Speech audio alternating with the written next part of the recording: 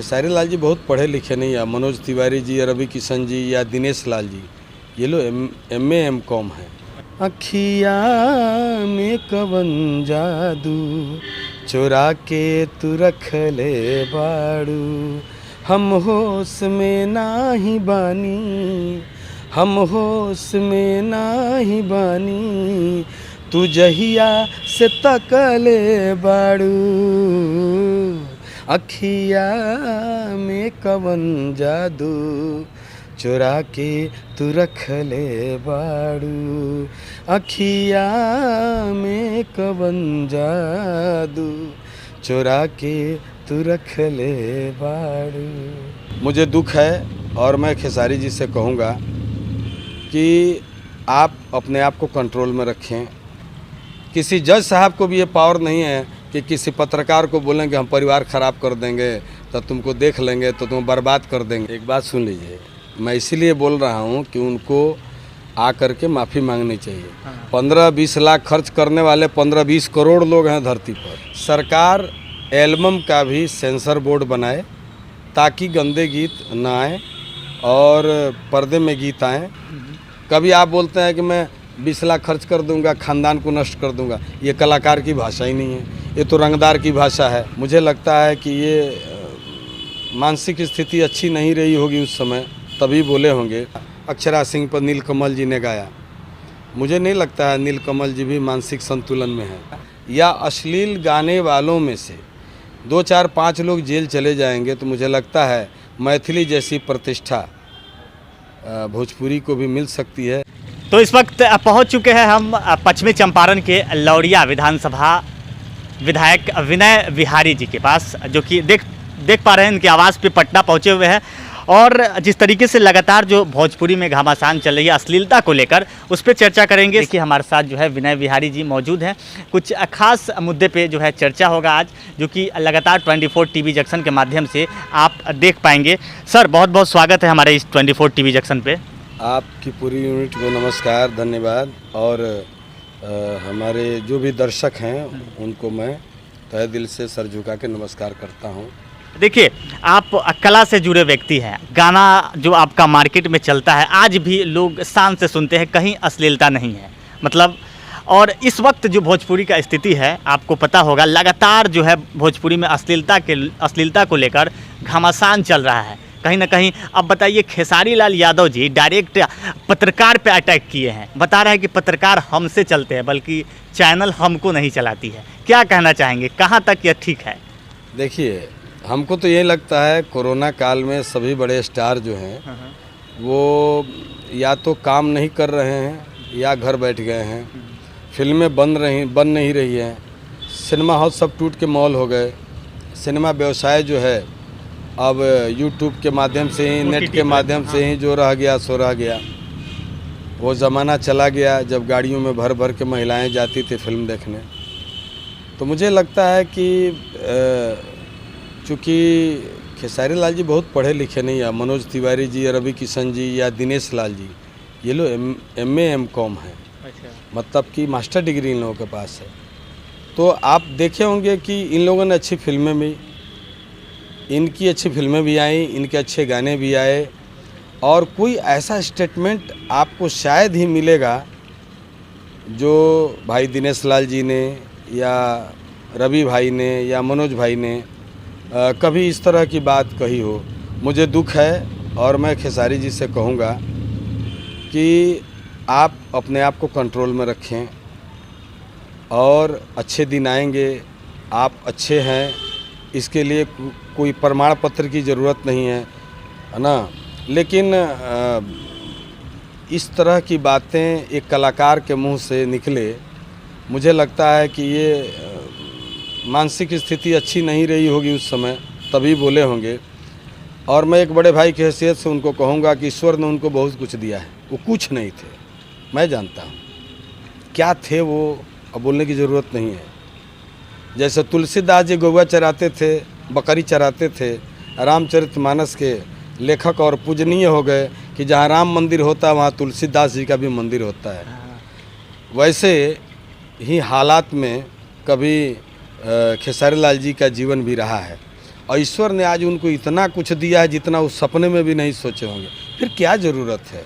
अब तो इन लोगों को कुछ अच्छे गाने गाने चाहिए, अच्छे राइटरों से गाने लेने चाहिए, भोजपुरी साहित्य को भी ध्यान देना चाहिए। ठीक है, एक मौसम था, एक माहौल था, या एक ज़रूरत होगी।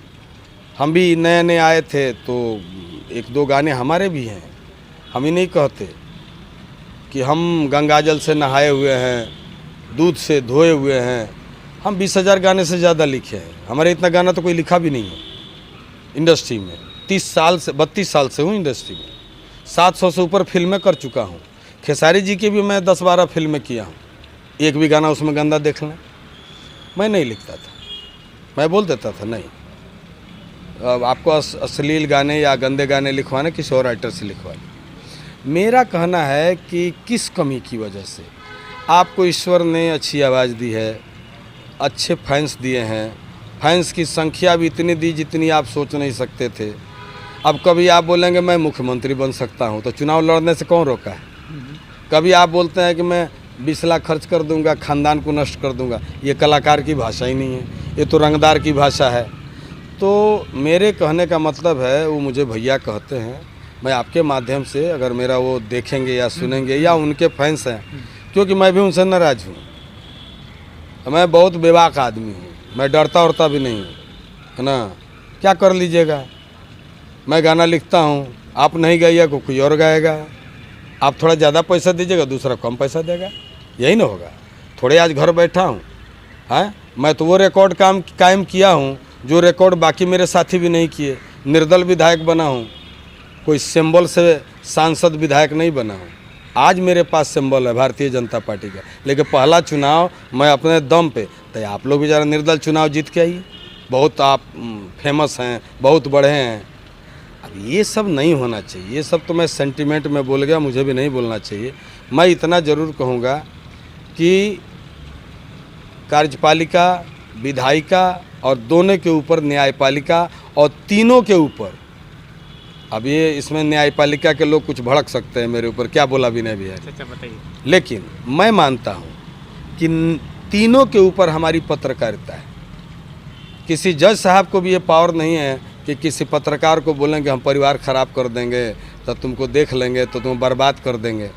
ऐसा आपको नहीं लगता वो उनका अहंकार, जो 10 से 15 लाख खर्चा करना पड़ेगा तो करेंगे, मतलब ऐसा नहीं लगता है कि देश के जो कानून है उस कानून के अपने हाथ में ले लिए हैं। कहाँ वो 15 लाख 20 लाख खर्चा करेंगे, बताइए किनको देंगे वो? क्या पैसा से कानून चल रहा है देश अपना? एक बात सुन लीजिए, मैं इसीलिए बोल रहा हूँ कि उनको आ करके माफ़ी मांगनी चाहिए। 15-20 लाख खर्च करने वाले 15-20 करोड़ लोग हैं धरती पर, यहाँ देश में, बिहार में हैं। बिहार में 1 करोड़ से ऊपर ऐसे लोग होंगे जो 10-15 लाख को कुछ नहीं समझते हैं जब बात दिल पे आ जाए तो मेरे कहने का मतलब है, जब आप एक तरफ कानून की बात करते हैं तो कानून तोड़ने की बात मत करिए। फिर आप कानून में आइए ना, कौन मना कर रहा है। हम कहते हैं कि आप जिस बात के लिए मरमाहत हैं, जिस बात की चोट है आपके दिल में, तो कानून बना हुआ है। आप आइए, कानून का शरण लीजिए। एक से एक नेता आपके फैंस हैं। बिल्कुल। मैं उनको बड़ा भाई जैसा दिखता हूँ, मेरे पास आए। मैं आज भी विधायक हूँ, सरकार के पक्ष का विधायक हूँ।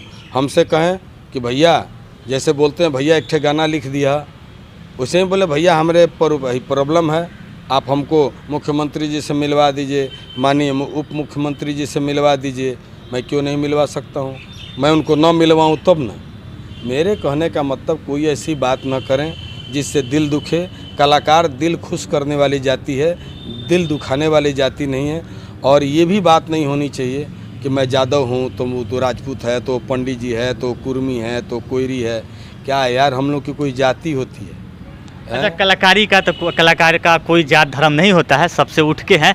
लेकिन अभी जाते जाते इतना इंटरव्यू हुआ, जाते जाते एक साथ छोटा सा अपना कुछ गुनगुना दीजिए, ताकि हमारे दर्शक इतने गुस्से के बाद लगे कि हाँ कुछ ना कुछ ऐसा अश्लीलता जो है ख़त्म होनी चाहिए। इस तरह का गुनगुनाइए कुछ। देखिए, मैं एक पवन सिंह का गीत है जो दाग फिल्म में आई थी। अखिया में कवन जादू चुरा के तू रख ले बाड़ू। हम होश में नाही बानी, हम होश में नाही बानी, तू जहिया से तकले बाड़ू। अखिया में कवन जादू, चुरा के तू रख ले बाड़ू। अखिया में कवन जादू, चुरा के तू रख ले बाड़ू। देखिए इतना सुंदर गाना अगर अभी आने लगे, ये तो थोड़ा सा सैड सॉन्ग की तरफ खींच रहा है फिल्म में, हाँ, लेकिन अगर ऐसे भी आप पारिवारिक गाना निकालते हैं या फिर आप डांस वाला कुछ गाना निकालते हैं जिससे लोग झूमे, तो बहुत सारे ऐसे हैं अश्लीलता से हट कर भी लिखा जा सकता है। जैसे बहुत सारे गाने पवन सिंह के भी है, उनके भी अश्लीलता गाना है, रितेश पांडे जी का भी कुछ अच्छे गाने हैं, कुछ अश्लीलता गाना है। लेकिन इस वक्त जो हमारे साथ विनय बिहारी जी थे, अभी रिसेंटली में कोई गाना लिखे हैं, उसके बाद नहीं लिखे हैं अभी रिसेंटली में? नहीं, अभी तो कांवर भजन का समय चल रहा है। मैं टी सीरीज के लिए गाने लिख रहा हूँ और भी कुछ छोटे गायक हैं जिनके लिए मैं कांवर भजन कर रहा हूँ। तो अभी मैं आज रात में टी सीरीज का ही कांवर भजन करूँगा। मैं ये कहता हूँ कि इस बिहार में अंगिका है, बज्जिका है, मैथिली है, मगही है, इन भाषाओं में गंदे गीत क्यों नहीं, सिर्फ भोजपुरी में ही क्यों नहीं? तो ये कौन सोचेगा? श्रोता सोचेंगे और गायक और गीतकार सोचेंगे। लेकिन मैं चाहता हूं कि सबसे पहले सरकार सोचे, सरकार एल्बम का भी सेंसर बोर्ड बनाए ताकि गंदे गीत ना आए और पर्दे में गीत आएँ। सेंसरशिप अगर जिस दिन कायम हो गया या अश्लील गाने वालों में से 2, 4, 5 लोग जेल चले जाएंगे, तो मुझे लगता है मैथिली जैसी प्रतिष्ठा भोजपुरी को भी मिल सकती है। ये इसलिए बोल रहा हूँ कि मैथिली भाषा भाषी कम हैं, लेकिन आज वो भाषा भारतीय भाषा की सूची में शामिल है। और हमारी भोजपुरी, हमारा प्रयास, मनोज भैया का प्रयास, रवि किशन जी का प्रयास, बहुत सारे नेताजनों का प्रयास के बावजूद भी आज अष्टम सूची में शामिल नहीं हुई है और आज तक किसी मेल गायक को पद्म श्री की प्राप्ति नहीं हुई। तो हमें हमारी बात से दुख न लेकर के और हमारी बात को गलत अन्यथा न लेकर के ये ऐसा प्रयास होना चाहिए कि सेंसरशिप लगे और हम लोग इससे हट करके भोजपुरी को समृद्ध कराएं, ताकि भोजपुरी हमारी समृद्ध हो और इतनी गंदगी जो आई है, ये गंदगी को हम लोग दूर भगा सकें। देखिए इस वक्त जो बारिश का समय है और यहाँ पे मानसून भी एंट्री डाल रहा है। हमारे साथ थे विनय बिहारी जी, लेकिन देख रहे हैं बादल छाया हुआ, अंधेरा हो गया पटना इस वक्त और बारिशें हो रही हैं। इस संबंध में हम लोग बातचीत करें हैं भोजपुरी को लेकर और फिर मिलेंगे आपको आपके क्षेत्रों में। अभी के लिए इतना ही। क्या कहना चाहेंगे हमारे दर्शक के लिए? तमाम दर्शकों को बोलूँगा कि भोजपुरी के जो भी श्रोता हैं, अच्छे गानों को आप अपना सपोर्ट करेंगे तभी गंदगी जाएगी। क्या होता है, जब कोई चीज़ ज़्यादा बिकेगी तो बाज़ार में उसकी मात्रा बढ़ेगी। बिल्कुल, मैं बहुत बड़ी बात कह रहा हूँ। आप सुनते हैं और रातों रात किसी को बड़ा कलाकार बना देते हैं और वो कलाकार का गाना गंदा होता है, तो ये गंदगी लाने वाले की जिम्मेवारी जो है उससे आप वंचित नहीं हो रहे हैं। मेरा कहना है कि जब अच्छा कोई गाना आए तो उसका भी लाइक कीजिए, उसको भी उसका व्यूअर बने, ताकि ये मैसेज आए कि नहीं, आप अच्छा गाना गाएंगे उसका व्यूअर मिलेगा। नहीं तो क्या है, ये पूरी दुनिया एक बाज़ार है और इस बाज़ार में जो चीज़ बिकती है उसकी मात्रा बाज़ार में ज़्यादा उपलब्ध रहती है। बिल्कुल, यही नियम चल रहा है छोटे गायकों में। उनको लगता है कि आजकल लोग यही पसंद कर रहे हैं, तो विनय बिहारी से अच्छा गाना लेने से क्या फ़ायदा। लेकिन आज भी कुछ लोग हैं जो कहते हैं भैया गाना चली भाई नहीं चली, हमको बढ़िया गाना चाहिए।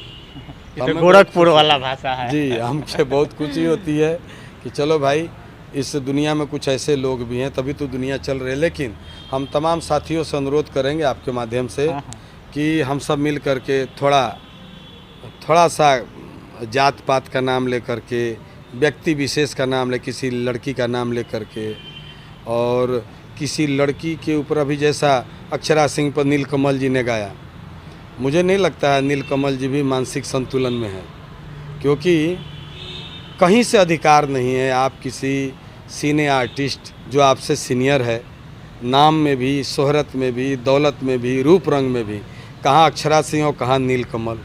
लेकिन आप क्या गा रहे हो भाई, मेरे छोटे भाई, ऐसा न करो, है ना। और मैं उन तमाम छोटे भाइयों से कहूँगा, किसी सिने तारिका पर या किसी लड़की पर इस तरह की अभद्र टिप्पणी न करें। इस टिप्पणी से आपका बहुत बड़ा सौभाग्य खुलने वाला नहीं है। आपको समझ में आती है तो ठीक है, नहीं समझ में आती है तो समझ लीजिए मैं अपनी बात वापस लिया। चलिए, बहुत बहुत धन्यवाद।